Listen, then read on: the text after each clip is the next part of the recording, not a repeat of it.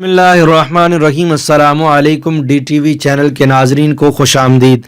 ہم اپنے YouTube channel پر کوئی نہ کوئی معلوماتی ویڈیو لے کر حاضر ہوتے ہیں، اور اسی سلسلے کی ایک کڑی میں ہم آج کی ویڈیو میں یہ بتانے جا رہے ہیں کہ تحریک لبیک پاکستان کے سربراہ علامہ خادم حسین رضوی صاحب انتقال فرما گئے۔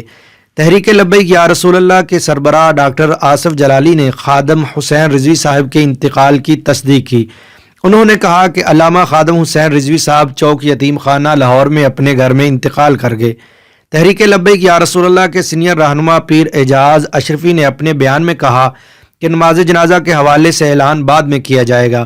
میڈیا رپورٹس کے مطابق علامہ خادم حسین رضوی صاحب کو چند دن سے بخار تھا اور انہیں لاہور میں ہسپتال میں داخل کیا گیا تھا۔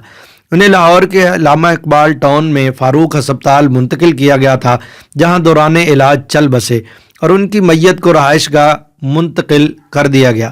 علامہ خادم حسین رضوی صاحب 22 جون 1966 کو پنجاب کے ضلع اٹک میں نکا توت میں اجے لال خان کے ہاں پیدا ہوئے، جبکہ رپورٹس کے مطابق انہوں نے اپنی ابتدائی زندگی کے بارے میں اپنے قریبی لوگوں کو بھی زیادہ نہیں بتایا۔ انہوں نے جیل مدینہ کے مدارس دینیہ سے حفظ و تجوید کی تعلیم حاصل کی، جس کے بعد لاہور میں جامعہ نظامیہ رضویہ سے درس نظامی کی تکمیل کی۔ علامہ خادم حسین رضوی صاحب حافظ قرآن اور شیخ الحدیث تھے اور لاہور میں داتا دربار کے قریب پیر مکی مسجد میں نماز جمعہ کی امامت کرتے تھے۔ انہوں نے تصدیق کیا تھا کہ وہ 2006 میں گجرانوالہ کے قریب ایک حادثے کا شکار ہوئے تھے، جس کے بعد ویل چیئر میں ہیں، جبکہ یہ بھی کہا جاتا ہے کہ یہ حادثہ ان کی گاڑی کے ڈرائیور کی وجہ سے پیش آیا تھا، جو گاڑی چلاتے ہوئے سو گیا تھا۔